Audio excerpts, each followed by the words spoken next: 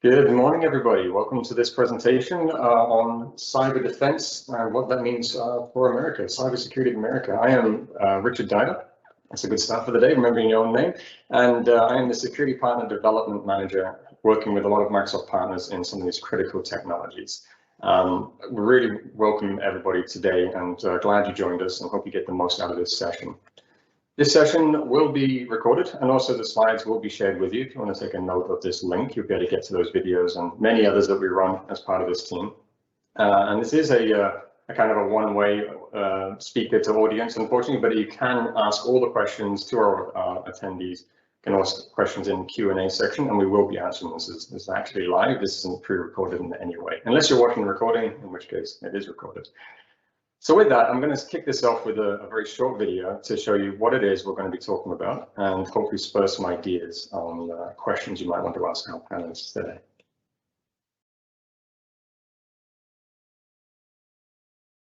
There you go. It doesn't get much more exciting than that. That is what we're going to be talking about today. Not necessarily just space travel, but critical systems, things that just have to work. And if they don't work, things go wrong pretty quick. Now, you're all being responsible for many different types of environments in your world. It could be logistics, manufacturing, it could be highly electronic or very manual processing, but either way, we know that technology is in there somewhere. So this board of panelists has been pulled together today to have a great conversation about why we care about it and why now.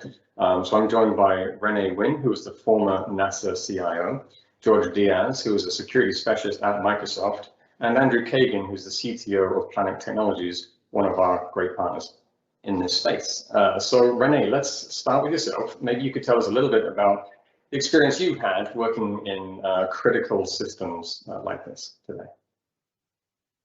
So I'm Renee Wynn. I'm the former CIO for NASA, and I held that position for nearly 5 years.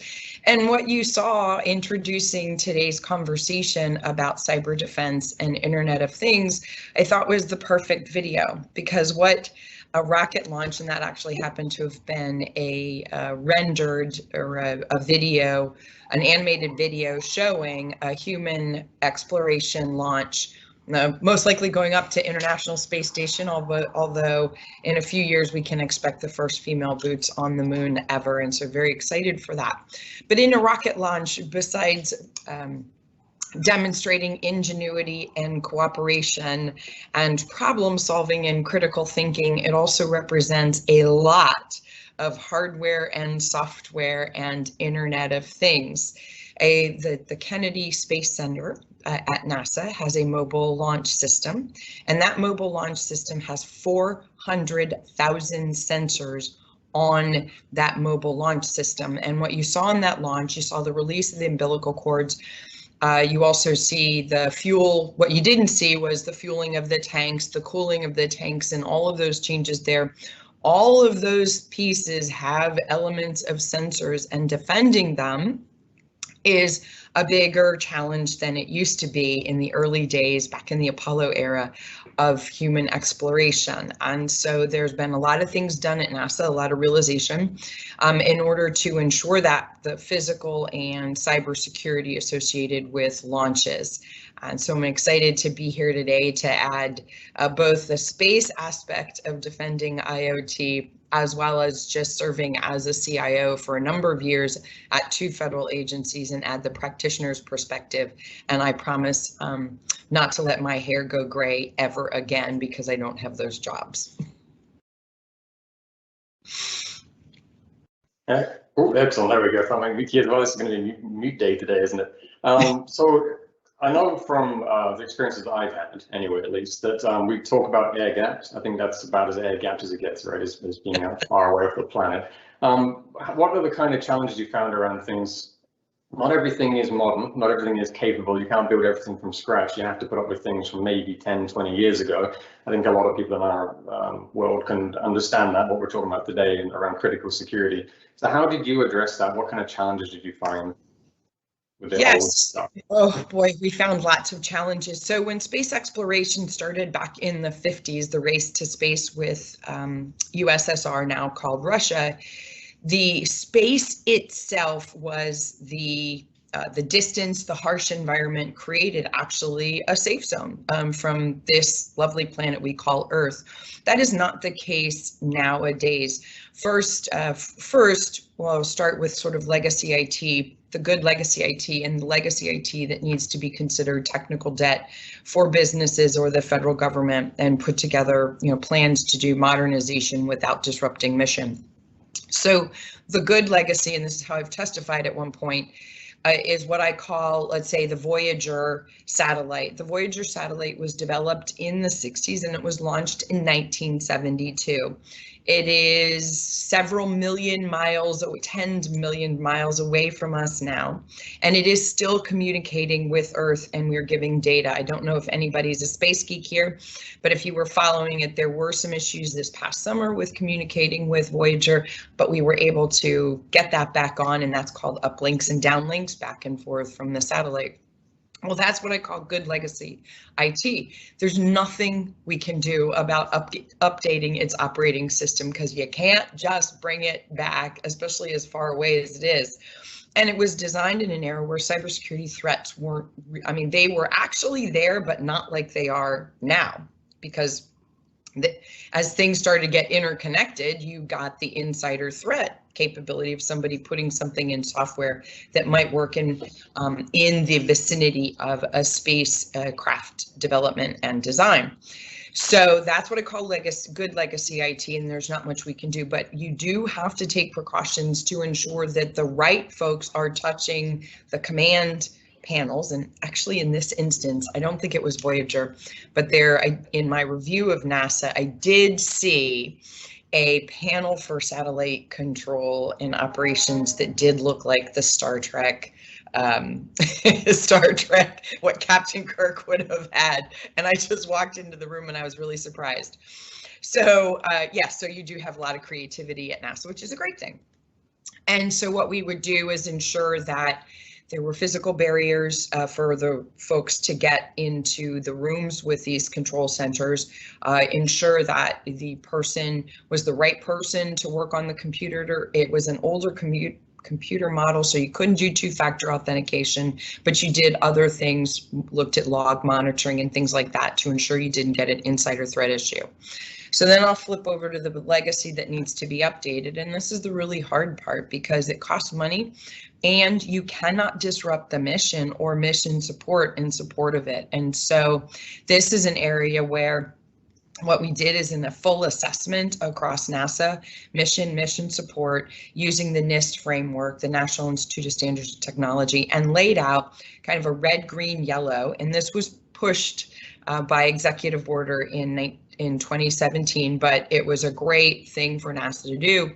And that they basically did a red, green, yellow for every system in the agency. And we were still working on physical assets, because those were a lot harder, like HVAC systems, cooling systems, and things like that. Still getting all that documented, but the best thing was by documenting what we had and the state of risk that it was in based on the appropriate NIST framework, then it gave us the ability to prioritize and focus and turn and convert. I think the big thing, the big success, was converting the mindset at NASA to think about safety of our humans exploring, as well as cybersecurity within the two, because there are several places where I worked where the safety and cybersecurity were overlapped when it came to our astronauts. And that, so really the first thing is know what you have, assess the risk, then prioritize, and then make sure you got lots of friends to help make it happen.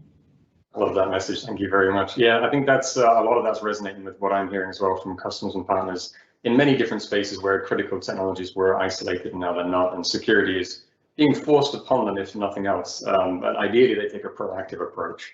So with that, I'd like to hand over to George. And George, can you tell us a little bit about some of the technologies that we're, as Microsoft, are bringing to play to help customers in this space? And I'll drive the slides for you, George. Absolutely, absolutely, and thank you so much. And Ray, really appreciate you jumping on and chatting with us today. I had the honor of being able to support NASA while you were there, and really enjoyed our time getting you guys to the cloud and seeing the transformation that took place while you were there. So truly honored to be on this panel with you today. And Richard, if you can go ahead and jump to the next slide here. So absolutely, as I sat and, talked to the folks at NASA and got to, go to the different centers and just see everything from, the IT systems that run just the physical buildings, right? The smart sensors, everything they have from, as the lights come on when, the astronauts come in and when they do their, their training in the big giant pools that they do to pretend like they're in zero gravity. And from my space, I cover also what we call the science and research community. So it spans from both NASA and JPL and that side of the science and space research over to, institutes like Department of Commerce, NIH, and Department of Energy. So really a wide variety of requirements from an IT, an IoT, and an OT perspective, right? Everything from, mission systems that are going to take us to the moon to critical infrastructure for pipelines, and critical power grid infrastructure. And so, as Microsoft took a look at this and really tried to understand, how we can support, right, given our breadth from the cybersecurity space, we really started taking a look at, kind of how OT, IoT, and cybersecurity kind of work together. And prior to being in this role, I was a voice specialist, and so it's very. I see a lot of parallels there, where and even at NASA when we had those conversations, it was the phone system folks didn't want to talk to IT. IT didn't want to talk to the phone systems. Those are completely separate networks. Leave us alone, right? And so I get a lot of that today when I talk about OT, IoT. As most people know, President Biden came out with the cybersecurity executive order back on May 12th. It was a little late birthday present for me, the day after my birthday, so kind of made my day pretty busy after that. But as we read through that, there was a highlight within that, and really throughout the entire document, that talks about really being able to take OT, IoT and bring that into the fold from a cybersecurity perspective, and obviously from a critical infrastructure perspective as well. Both again from launching satellites and launching rockets into space, all the way down to the pipelines and everything in between. And so when we really take a look at this from a Microsoft perspective, we look at it from a lot of different angles, right? Understanding that, in a traditional cybersecurity world, it's pretty easy to throw an agent on a machine and take care of it. But in the IoT and OT world, that becomes very challenging, right? You've got very, very sensitive sensors that are out there that by just putting an agent on that sensor, it's going to change the behavior of the sensor itself, potentially breaking it, right? And so that becomes a kind of a flashpoint when you talk to OT operators about managing that. And then beyond that, just understanding what is in the environment. And I know Andrew's going to talk a little bit later as to some of the assessments that we work on to help customers understand that. But when we do these assessments, a lot of times we go in, oh, I've got 20, 30 sensors, and you go in and there's 400, 500 sensors. And not because they don't know, just because there's this proliferation of, terrible with that word every time, but there's this, ever expanding set of OT sensors that just get installed, and there's legacy ones that have been out there 20, 30 years. So really just getting an understanding and how we can help get an understanding of what is out there. What do we need to be worried about? What is actually connected? While we thought it was air gapped, is it really? The bad actors, again, they don't care where a system is. If they have access to it, they're going to get to it, right? And unless it's a completely air gap system, and even then there's potential risk there. And then taking a look beyond just the threat of cybersecurity and bad actors, but just taking a look at risk and vulnerability management, right? We've had a customer that had and this was not in the federal sector, but it essentially had a sensor that was stuck in an update loop. And those of us with Windows updates, who hasn't been in that world, right? You get an update and you go to reboot and you get a blue screen and it reboots and it tries, and it's in this continuous loop, and it brought the entire factory floor down. Now, in this case, it was a revenue issue, but imagine that's a turbine that's spinning something for a power generator for a city or for a region, right? That becomes extremely impactful. So understanding, not only from a cybersecurity perspective what your OT and IoT assets are doing, but understanding how we can understand where they are from a risk management, from being old and being unpatched, right? And then if it's stuck in some sort of an update loop. And then really being able to continually monitor. How can you continue to monitor? How can you bring that into the overall picture? Again, removing that divide between OT and operations and cybersecurity. and really break that gap down. And how, again, because bad actors don't care, right? They're going to go and where the path of least resistance is to get to that critical asset. So really understanding from that continuous threat monitoring, the continuous incident response. And then again, operational efficiency itself. We kind of talked a little bit about that, right? Why is there something out there malfunctioning, right? It's very hard to find some of these sensors sometimes. And then again, breaking down those silos. And one of the great things that came out of the cyber EO that I found so far is a lot of these agencies are starting to stand up these groups that are really running cross boundary, right? So, not looking at the silos of IT and telephony and OT operations, but really cutting across all of that and really kind of understanding that and how we break down that gap. And how we do that and how Microsoft's bringing technology with our partner ecosystem is through Defender for IoT. If you can go ahead to the next slide. And so Defender for IoT is one of many Defender solutions that fall under what we call the Defender umbrella, right? Everything from endpoint detection and response across to identity protection, really what we call our complete XDR or extended detection and response capabilities. And what we're focused on here is the ability to do deep packet inspection across the network. So as we really go in and we inspect and we understand what is going on in the network, again, we're not adjusting the behavior of the sensors themselves. We're monitoring that communication between the sensor and whatever hub it has to come back to.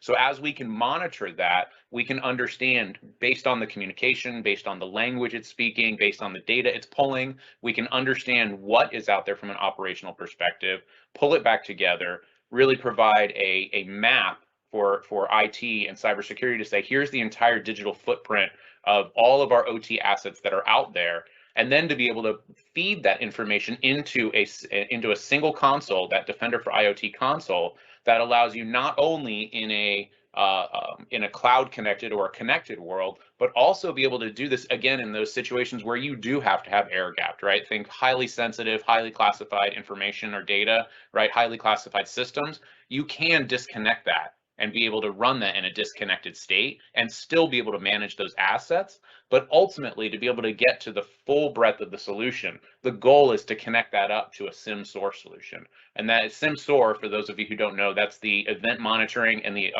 what we call the orchestration and automation. And from a Microsoft perspective, that's known as Azure Sentinel. And so what that does is really it aggregates all of your telemetry together. So again, when we're looking at these very sophisticated attacks, which many people have read about in the news in recent years, right? These attacks are not just these brute force attacks. It's not stealing passwords, right? We still do have those. We have the typical phishing attacks and things like that, but we get much more advanced as we look at this behavior of the bad actors, right? They get into the network, they sit, they watch, they collect information, they understand where critical assets are, they work their way across the network to get to that critical asset, and then they exploit it, whether it's shutting the system down, whether it's locking it and then forcing some sort of, hey, pay us a monetary amount so that we'll unlock it for you, right? Ransomware attacks, right? So being able to pull the OT IoT asset inventory and telemetry stream into the overall view really provides a much more holistic view, again, across that board, right? So if I see a particular event with an identity, and then I see something with a machine, and then I see something with an OT sensor, maybe those three things don't necessarily flag an alert for someone and an analyst that's looking at that information. But what happens when we leverage machine learning and AI from Sentinel in there, that goes into the system and says, you know what, those three events, if you put them together, it's a known attack vector for this bad actor. And not only that, we're going to flag an alert for you, we're going to show you how to hunt that alert, and then we're actually going to show you how to automate the response back so you can evict that bad actor out as fast as possible to protect that critical infrastructure. So that's really where the overall Defender and Azure Sentinel, what we call our XDR and SIM solution, comes in from Microsoft. And then Defender for IoT is a critical piece to that. And the last thing I'll leave here is, and I've mentioned it a few times, but I'll mention it again, is really a paradigm shift, very, very similar to the telephony days of 10, 15, 20 years ago, right? Where OT, IoT, and cybersecurity and IT operations have to come together in the federal government to be able to pull that critical telemetry into that feed so that you get a much more holistic view of what's going on and where potential bad actors are, where potential security vulnerabilities are, right, to be able to protect it across the board. So that's really where Defender IoT and Microsoft come in. And then I think Andrew's going to talk a little bit about our great partner Planet and how we have these, not only the solutions, but some other pieces put together that allow us to help out with our customers. So I'll go ahead and hand it off. That's great, Dave. Thanks, George. Yeah, it's not surprising to hear that the attackers don't work in silos, right? So why should the IT and security teams do the same thing? And it is a challenge, I think, as well, to understand there's so many new technologies. We've just brought up 2 or 3 already today, and it's a struggle sometimes for people to get to know the technology. How long does it take you to learn it and implement it? And then it becomes useful. So that's where, Andrew, we'll switch to you next, and maybe you can talk a little bit about some of the challenges, some of the benefits, why partners can help us get to customers faster, and your experiences in this field.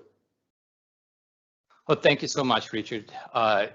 I would probably start by piggybacking a little bit on what Renee and George were saying, so far. I think it's kind of, critical to understand that even though this term is overused and a little gimmicky, but digital transformation, or we can potentially call it modernization or just simply evolution, it's a necessity. This is, how things evolve. And it also often means that we're driving connectivity across all sorts of things, IT, IoT, OT environments, and we're expanding, beyond the closed or air gap networks all the time. There is a pretty, I guess, growing body of knowledge that is being published in, all the industry, media on this, how things proliferate.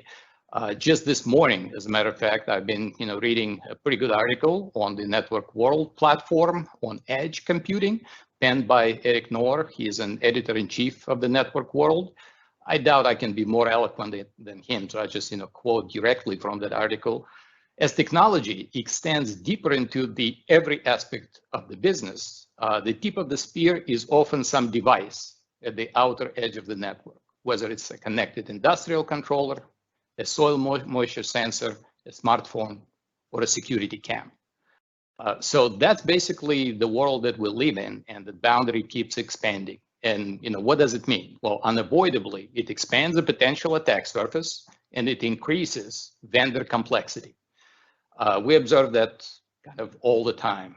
And those two usually go hand in hand. We like to simplify things as much as possible. So we think that as a guiding principle, it's never possible to kind of standardize on a singular vendor. Nobody does it all. But as you reduce the number of vendors that participate in your solution and simplify things, you can achieve better security typically. And with that, as you reduce number of vendors, you also need to look into the complexity and try to do as much as possible of outsourcing or pushing integration complexities to the platform vendors, such as Microsoft, for example, versus trying to do it yourself. All those integration points are pretty complex and complicated, and it's just much easier to, once again, rely upon a good vendor who has a pretty broad and deep platform that can allow for all of those things. And Microsoft, in my opinion, is like the best example of the vendor like that. You can use the same set of platforms to garner all the power of IoT devices, get the information from the sensors, collect it, analyze it, process it, make decisions based on it, and use the same vendor to secure this entire environment. And that brings a lot of complexity reduction to the table. So with that said, as you can see on the slide, we as partners often come to different types of customers. Some of them focus in almost exclusively on enterprise IoT devices. Those may be the webcams, the phones, and the smart speakers and other things. And of course, we have a wide field that is of operational technology type of customers. And those typically also come from two different camps, either ones that are trying to do a greenfield project of some sort, even though they may already have an established environment, but they want to practice in an environment that is completely safe and doesn't really impact their ongoing operations, and learn from it, or they may be implementing something in their established brownfield environment. And I think this is where all those complexities that George mentioned come into play. Yes, there is a lot of commonality between IT and OT, but then there are significant differences. I think the lifespan of some of those technologies is probably the most critical difference of all. In IT, everything is fast-paced and moving very quickly. Something that is, I don't know, maybe 3 to 5 years old is quickly becoming obsolete. The top lifespan maybe around 10 years or so on average. But OT world, 20, 30, or even 50 years is more of a norm than an exception to the rule. And we need to accommodate for that. And of course, there are those complexities of some of those sensors or devices, located in harsh environments, hard to reach environments, maybe inside nuclear reactors, maybe on oil rigs. Maybe those are actually medical devices that can severely impact the operation of the hospital and put a patient's life in danger potentially. So there are lots of little nuances and complexities and differences between how IT and OT operate. But it's an absolute necessity, nevertheless, to bring them both together. Because otherwise, you just simply cannot have a holistic view of your threat landscape and understand where potential threat actors may be coming from. George talked about it, I think, to a large extent. And those threat actors, they don't really care about your silos. They don't care about the boundaries. They're just trying to find the easiest way in. They expend a lot of resources, and I mentioned this in a number of my kind of talks and articles that I published on LinkedIn, that this is an unfair fight. The protectors need to be right 100% of the time, and the bad actors only need to be right once. So it's pretty tough, and you need to use all the tools available, all the tools in the arsenal in order to overcome this and be successful. Lastly, speaking of the IT and OT coming together, I just want to quote Gartner real quick. They do a lot of research and analysis into the different trends, and many of their predictions are spot on. This one, I think, would probably come true. So they're suggesting that by 2025, about 75% of all OT security solutions will be interoperable with IT security solutions and delivered via the multifunctional singular platform. So the writing is kind of on the wall. Yeah, I think 75%, it's a high percentage point, and 2025, only 4 years from now. So we need to be kind of paying attention to this and moving in the right direction. And in order to address all of those concerns and also kind of answering both the general industry interest and the specific customer demands that we see. And in our case, they're mostly coming from the intersection of two sectors, government and public utilities, such as energy and water. Planet's approach to this is to stay relevant by putting emphasis on practical and common sense solution. And they often incorporate a kind of major theme that we have that goes through many of our service offerings. And that theme is you already own it, right? And this is kind of emphasizing the fact that you may already have an investment made in Microsoft platforms and technologies, maybe Microsoft 365, maybe Azure, maybe Dynamics, maybe combination of all of those things. And you can pretty much use many of those capabilities combined with Defender for IoT, and kind of bring the power of those ecosystems together, and at the same time at a reduced cost. So I think that's a pretty big deal. So simplifying, reducing costs, outsourcing some of that platform integration tasks to the vendors, or using the tools that they provide. In this slide, for example, you will see things like Sentinel, which will aggregate all the monitoring and management of the security events and alerts. Logic apps that you can use to automate a lot of stuff as part of XDR or SOAR to automate response to certain events. And of course, things like Power BI or Custo, querying language that will allow you to do a pretty complex queries to get to the bottom of, certain events and correlate them better. And potentially Power BI can even be used combined with AI to do some predictive analytics.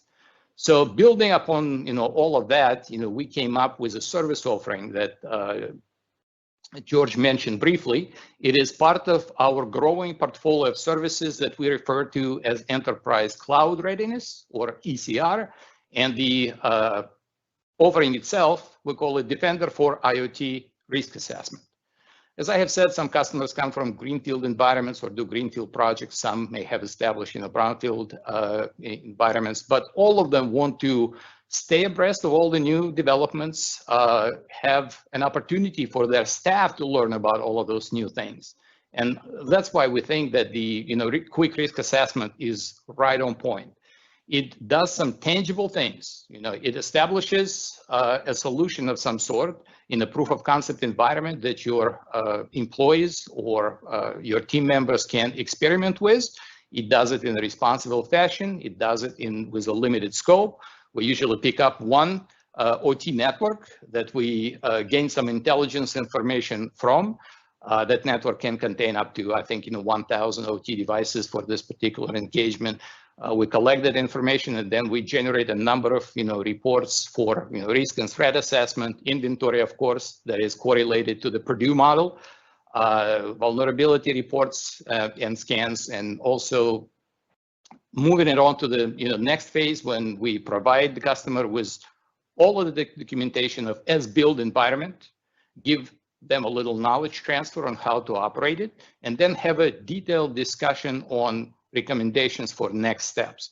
And those next steps, involve like expanding this deployment to maybe, kind of operationalize and put in production this greenfield environment, or incorporating all the lessons learned and technologies into the brownfield environment, for example. It's a great place to be. It allows our customers to experience technologies, firsthand, usually in a safe environment.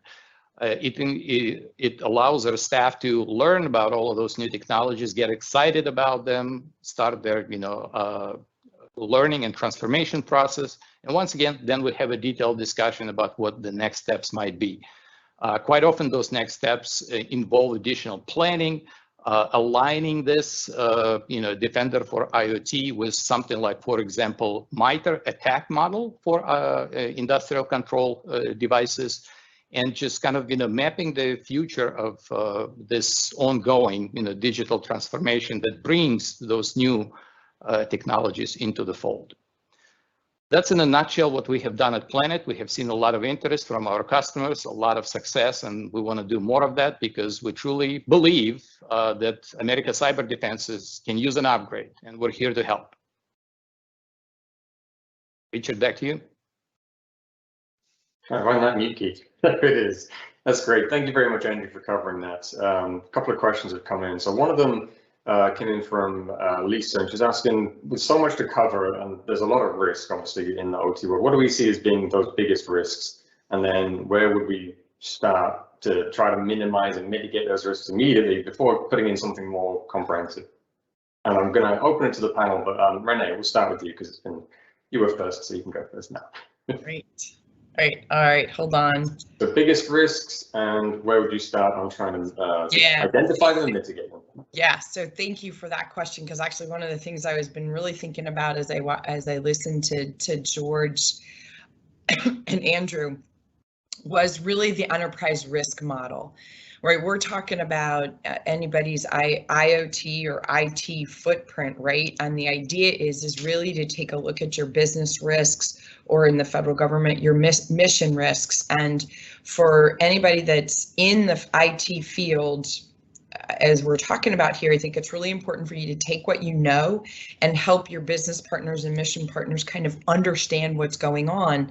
And a way to do that is to start the conversation about enterprise risk and where IT, OT, or IoT really can disrupt your business. Let's take a look at the pandemic. Right, if for those businesses or federal agencies that push to say, we really need this video capability, we've really got to be able to work remote. Work is not a location, work is an action word, right? And put the pieces in place, including the cybersecurity pieces, they pivoted very quickly in March of 2020. And so that's an operational risk that was mitigated or lessened when everybody had to pivot so quickly to protect, human health. Well, then I look at the centers, and I was looking, Andrew, at your diagram there. And the first thing I thought is, do you know what's on your network? Do you know how you operate so that you can protect your most important asset? One of them is probably electricity. I haven't, one thing we do a lot of at NASA is we invent, but we haven't quite figured out how to operate big machines without electricity. So how are you connected to the grid? How are you going to communicate and trust your communications associated with that? And I'll go back to the power. That's a strategic risk. If you aren't getting power, as you said, if it gets disrupted by a nefarious actor, or squirrels and backhoes in IT are also very dangerous items as well, then are you going to be able to operate, and are you going to generate your revenue? Are you going to be able to meet your customer demands, or are you going to be able to meet your mission needs? And since United States government, state government, tribal governments, and local governments serve all of the people that are currently in the United States, citizens and beyond, that disruption could mean the difference between life and death in medical devices or emergencies. How do you have your ambulances navigate around, and your fastest ambulance gets to somebody to a hospital? Does the hospital have not only the power but the capability to operate its machinery and stuff? And so the one thing I kept going over and over in my mind is to remind people, have the conversation about your most critical assets. How are they managed? How are they operated? And then start to build in risk mitigation associated with your business continuing to be able to operate. So, Richard, I think that was probably a little bit different way to answer that question, but was really going over and over in my mind was to make sure folks thought about this, not just an endpoint device or IoT defense, but also what does this mean to the business practice? And you will be amazed at how many friends you can buy, not necessarily buy, but you can work with by being able to speak to them on what's important to them, and then therefore you can work together to solve problems, in this case, mitigate risk. So that's kind of what I was thinking of. Andrew, your opinion on that? What have you seen from the assessments you've done, and where do customers sometimes not realize that they have a risk? And it's not always obvious, right? Right, you're absolutely right, Richard. And that's, this is a tough question to answer in terms of the biggest risk. I think that by surface area, right, the IoT devices probably present, excuse me, the biggest risk, because the proliferation is just staggering. But on the other hand, many of them, like maybe, doorbells and, video cams, they have limited potential to, wreak havoc. Whereas the critical infrastructure related OT type of components, IoT is just a subset of IT, and OT is just a subset of IoT. So it's much smaller, but the potential impact is devastating. This is something that I don't particularly like to quote, one of the Gartner predictions, and I certainly hope it's not going to come true, or we will meet the challenge with the right protection in place. But basically, Gartner kind of predicts that by 2025 as well, the cyber attackers will have weaponized operational technology environments to successfully harm and kill humans. This is extremely sobering, right? So whereas it's a very small, almost niche type of environment, we need to pay a lot of attention to protecting it. Because the impact can be devastating, and it could be as critical as, for example, the oil pipeline, something that we have recently observed. It may not seem all that critical on the surface, but I think Renee and others mentioned how much we're dependent upon energy and electricity, right? We would not be able to have this conversation without electricity and computers working. So I think that's probably kind of the biggest thing. And in terms of the biggest risk, in my view, it's like discovering those things. I think, George mentioned that in his talk, discovering those things that are not apparent, that are kind of hidden, that we almost assume do not exist, like maybe a hidden connectivity between your IT and OT that was done, maybe for convenience sake, maybe because we're working in this work from home pandemic environment and things need to be managed. And the way they were originally set up, they were not set up for that. And we made a shortcut or two to enable that management capability.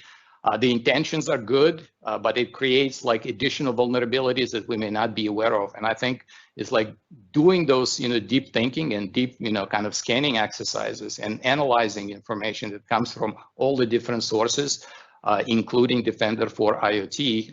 It's absolutely critical. So you find those things that are not apparent, but the bad actors will eventually discover. You assess the risk and you mitigate to the best ability. George, any comments on that?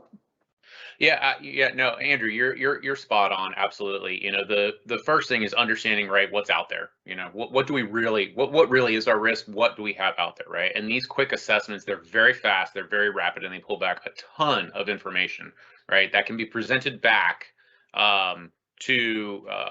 presented back to you to really understand where that risk is, right? And then you can dive in from there. One of the great things, you know, especially about the solution in our partner ecosystem that we present from a Microsoft perspective, is that, you know, you already own this, right? All government customers own Azure today, right? So you already have Azure subscriptions. You already have access to this today. So it is literally logging into the portal, going in and starting the process, right? And it's very, very easy to connect these systems up, right? Obviously, we have a huge partner ecosystem. We have a ton, you know, Richard, I'm sure you'd be happy to share a ton of the ninja training out there, you know, to become super smart on how Defender for IoT works and how it connects, right? So, you know, one, upskilling, you know, so a couple different aspects. One, understanding what your potential, you know, risk is with that assessment report. Two is upskilling on your staff. And three really comes down to organizational change, right?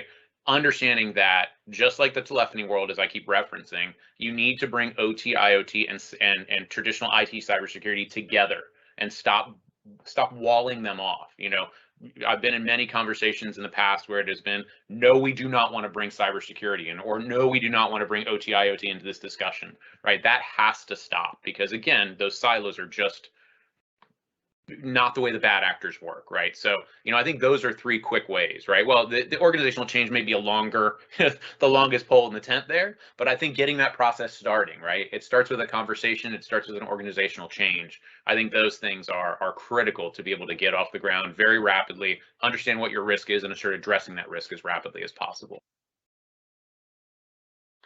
Excellent. You know, one of the ones when I look at scenarios that happen, we see them in the news all the time. When you look at it and say it's an OT attack, sometimes you find out it was something preventable from IT, like it was just somebody coming in through the VPN or remote desktop, or they had access with an identity remotely that didn't have multi-factor authentication. So there are also some basic things as well as the more complicated. And never forget about the insider making a mistake. And there's an insider attack, there's also mistakes can be made. You're looking for those too. We've got another question come in from Kevin. It said, sometimes my sites can't be connected to the internet. How can Microsoft help protect when we're offline? I mean, there's obviously an attack problem there where if you're offline, you can't get attacked quite as easy, but there are still some attacks that can happen whilst you're offline. So what's the answer there? George, I'll ask you that one.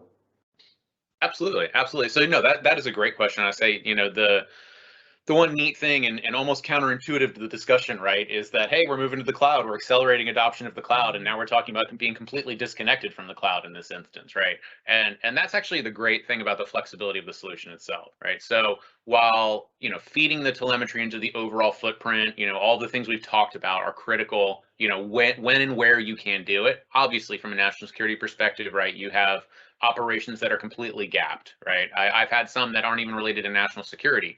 They literally have ships that go out to sea, right? And it's not necessarily a concern about cybersecurity or cyber espionage. It's just overall, you know, concern over OT and IoT assets that sit on these ships and collect data, right? Kind of a, hey, we're all working together. We like to call it co-opetition, right? We're all trying to get this great scientific information, but if I get to it first and I got it from somewhere else, right? So when we talk about air-gapped or, you know, in that case, water-gapped systems, it really is a solution that does work, right? So from the Azure perspective, what we can do is we can take that monitoring station. So we talked about, right, there's a station that aggregates and collects all of the telemetry that gets pulled in, right? That sits and kind of, you know, sits and listens on the network for all those devices, right? So you can leverage that in a headless capacity. So you get all of your configuration done within the Azure portal. You pull down all of the, what we call the ISOs, or the actual files to deploy. You deploy it to an asset that's within that air-gapped system, and then it all stays contained within there. So you have the ability to go to you know, monitor everything that's in there, to continue to assess that, to deploy things like updating patches or taking systems offline that are broken. But again, it gives you that capacity from a gapped perspective. So really a robust solution from, you know, a cloud-based world. And not only that, but again, you can, you know, a couple different situations, right? Fully integrated with the cloud, completely air-gapped from the cloud, and then something sort of in the middle, right, where you can keep it gapped from the network, you can keep that offline, but if you want to collect that telemetry for later use, you can take all of that data and then ingest it into the cloud or into another system after the fact, right? So it gives you a lot of different flexible options, everything from completely disconnected to fully integrated, and everything kind of in between. So Defender for IoT really brings a lot to the table here for all kinds of systems that, both air-gapped and non-air-gapped systems. Great answer. Thank you very much. So again, thank you all for all your questions coming in. It's really good to see the interaction. So last one I'm going to ask about is about slow cloud adoption. So in the OT world, we see that there's a natural tendency to maybe be more conservative and stay on premises and not necessarily adopting the cloud, but I also see that they're being forced to, because a lot of the changes that we see from IoT is that they help a business, they help the bottom line, they enable better productivity. So Renee, in your experience, how do you tackle the idea of adopting cloud when you have a lot of challenges, potentially, of people that don't know what the cloud is or haven't gone to the cloud yet? And why do we talk about it so much? And why do you think there's a need to get to cloud? There we go. There is. Yep, I remembered it. This is why I put my hand up. So I think there's a real business and mission opportunity in shifting over to cloud usage.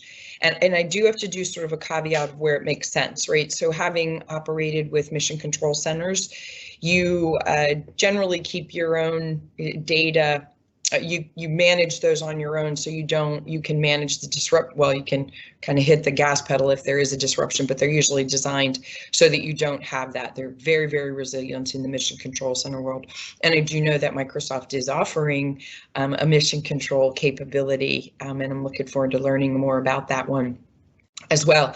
So at NASA, I didn't have the issue of cloud adoption hesitancy, and in part because 50 plus terabytes of data come down from space every single day. And so NASA could be switching over to having just shrunk its data center footprint from 70 plus down to 20 plus. While I was there, actually it started before I got there, but we were able to complete some of that. You don't want to now begin doing the process of rebuilding all that one, and your compute needs can be very specific. And what's nice about cloud providers is you can match your requirements to what a cloud provider like Azure has and say, yes, that works for this particular mission type. And for certain missions, the scalability and on-demand scalability is what you really want. Let's take a look at what's happening on Mars. There's a rover up there, Perseverance, quite apropos for a pandemic to be named that way. And the first ever helicopter flown on another planet is also Ingenuity, obviously appropriately named as well. Well, right now they're not in operation because of the ability to transmit and between United States, between Earth, sorry, I was going a little small there, and Mars. And so we're in the dark stages right now. Well, okay, that's great. Now I can shrink my cloud footprint in that support and my compute. And then when I get back to where I can communicate with these really cool devices, operational technology, I suppose. And I can then go back up to where I want to do it. And because NASA in particular is getting ready and they're designing the 13th flight mission for Ingenuity on Mars, again, there can be all this work ahead of time and scaling. And so one of the benefits is just this expandability and scalability, on demand, which is a lot easier than all of a sudden having to find civil servants or contractors say, okay, we're getting ready to go this, stand up some more servers, bring those servers down. You still then have those servers. You do need to keep them operational to keep them in a good wellness state. So just the scalability alone.